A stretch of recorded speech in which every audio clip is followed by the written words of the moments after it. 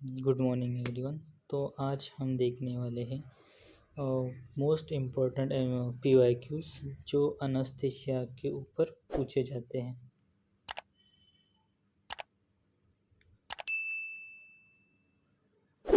तो first question ये रहा, during anaesthesia O2 is given to prevent. जब अनस्थेशिया देते हैं तो O2 हम क्या प्रिवेंट करने के लिए देते हैं?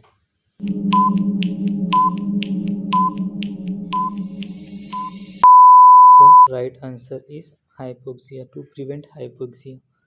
हाइपोक्सिया एक ऐसी कंडीशन है जिसमें जो ब्लड की लेवल है, जो ऑक्सीजन की लेवल है वो अपने टिश्यू में कम हो जाती है, उसको बोलते हैं हम hypoxia.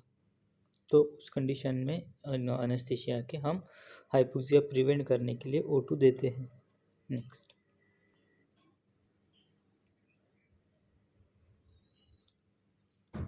Colour coding for nitrous oxide cylinder is.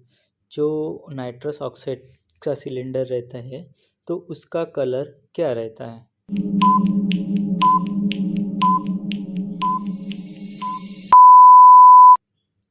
So right answer is French blue, light blue या फिर ब्लू, या ये तीन में से एक कलर डिनोट करता है अपने वाले नाइट्रस ऑक्साइड सिलेंडर के उसको।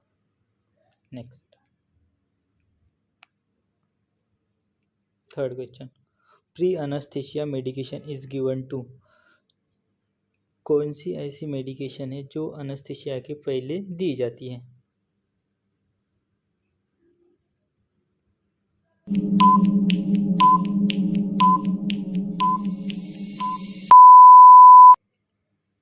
सो right answer is all of this, because क्योंकि जो मेडिकेशन रहती है अनस्थीसिया के पहले उसको हम फियर या एंजाइटी रहती है उसको रिड्यूस करने के लिए देते हैं, सलाइवा सिक्रेशन रिड्यूस करने के लिए देते हैं, और अनडिजायरड रिफ्लेक्स जो रहते हैं वो भी हम उसके लिए भी हम अनस्थीसिया के पहले मेडिकेशन देते हैं।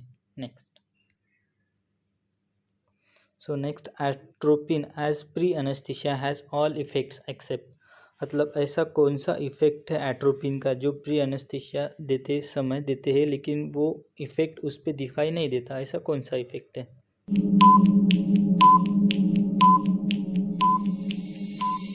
So right answer is bronchoconstriction. जो ब्रोंको कंस्ट्रिक्शन से वो इफेक्ट हमें एट्रोपिन का नहीं देखने मिलता। जैसे कि हम डिक्रीज सिक्रेशन ये भी देखने को मिलता है, prevent bradycardia and prevent hypotension. अगर देखा जाए तो एट्रोपिन जो मेडिसिन है ये इसके ही यूजेस हैं सिवाय इसको छोड़ के। नेक्स्ट, which drug is use to reduce oral and respiratory secretion. ऐसा कौन सा ड्रग है जो ओरल एंड रेस्पिरेटरी सिक्रेशन को रिड्यूस करता है?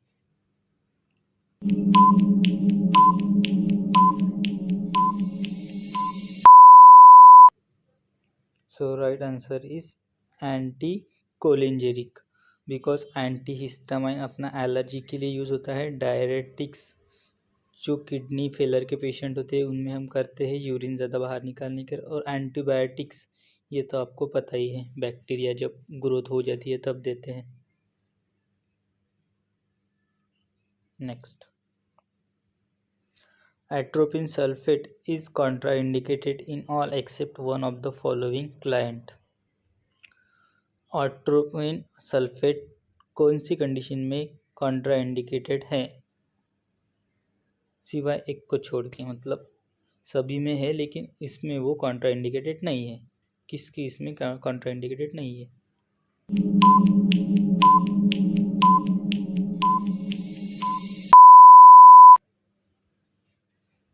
So right answer is UTI, urinary tract infection. जो यूटीआई का पेशेंट रहता है उसमें ये कॉन्ट्रा इंडिकेटेड नहीं है एट्रोपिन, जबकि जब हाई ब्लड प्रेशर होता है उसमें भी कॉन्ट्रा इंडिकेटेड है, बावेल ऑब्स्ट्रक्शन है उसमें भी कॉन्ट्रा इंडिकेटेड है, और जो ग्लाइकोमा होता है उसमें भी वो कॉन्ट्रा इंडिकेटेड है atropine sulphate. Next, a client is given atropine sulfate as a pre medication before surgery and develops tachycardia and dry mouth. तो क्वेश्चन यह पूछ रहा है कि जब एट्रोपिन सल्फेट देते हैं अनेस्थीसिया के पहले, सर्जरी के पहले, तो उसमें डेवलप होता है यानी टैकीकार्डिया और ड्राई माउथ सीन होता है। Tachycardia means more than 100 pulse rate is called tachycardia and dry mouth. तो ऐसी कंडीशन को हम क्या कहते हैं, मतलब क्या है वो?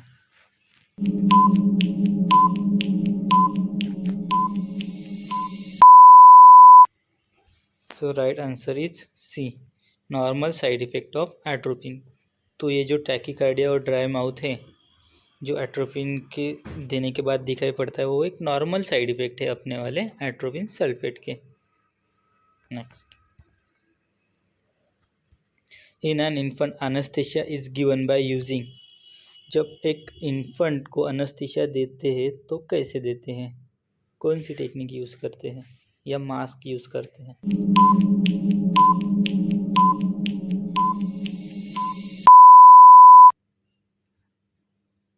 सो मोस्ट ऑफ इन्फेंट जो रहते हैं उनको हम आयर्स जो टी पीस रहता है वो हम अनेस्थीसिया के लिए प्रेफर करते हैं। Next, which of the following anaesthesia is safe in heart failure और कार्डियोस्टेबल अनेस्थेटिक। कौन सा अनेस्थीसिया हार्ट फेलर के पेशेंट को सेफ है?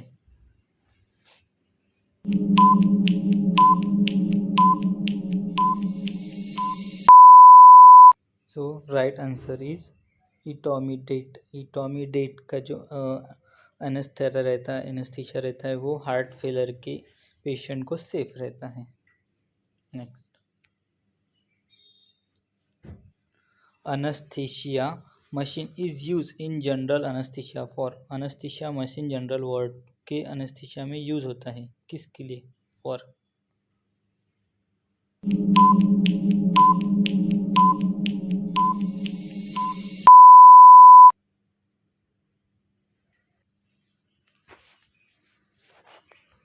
So right answer is all of this.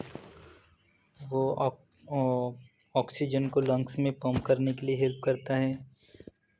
जो हम एक्सेल करते हैं गैसेस वो लंग्स से बाहर निकालने भी मदद करता है। और जो अनेस्थेटिक गैसेस है उसको लंग्स में पंप करना भी उसका काम रहता है अनेस्थेटिक मशीन का। तो right answer is D. Next,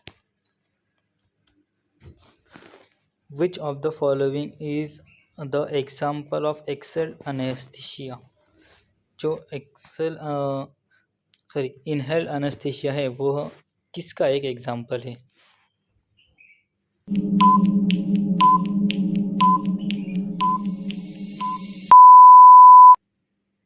so right answer is nitrous oxide. अगर आपने थोड़ा सा दिमाग लगाया होता तो उसको उसमें बताया इनहेल्ड, तो जो नाइट्रस ऑक्साइड है जिसको हम लाफिंग गैस भी बोलते हैं वो इनहेल किया जाता है अनेस्थीसिया में, वही है। Next, which of the following is not a method providing regional anaesthesia. वह कौन सा मेथड है जो रीजनल अनेस्थीसिया प्रोवाइड नहीं करता है?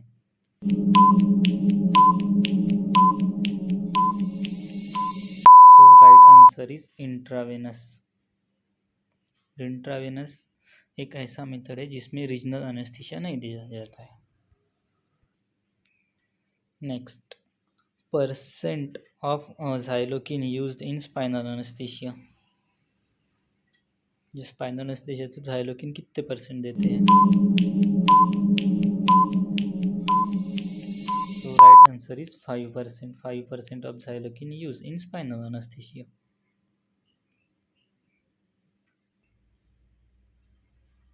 Next,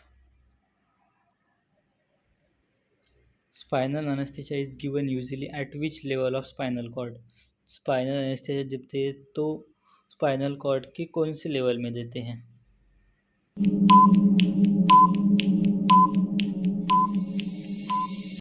so right answer is L3 and L4. L denotes lumbar.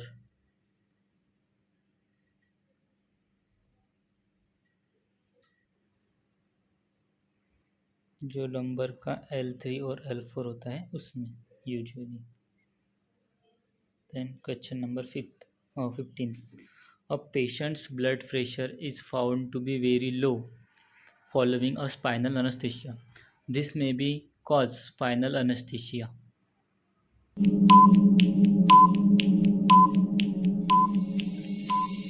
तो उससे क्या होता है जब स्पाइनल अनेस्थीसिया दिशा और उसका ब्लड प्रेशर जब बहुत ही लो हो जाए तो उससे क्या होता है? So right answer is dilates blood vessel. जो ब्लड वेसल है वो डायलेट्स हो जाती है। सो इतने ही थे आज के questions. Like and subscribe for more.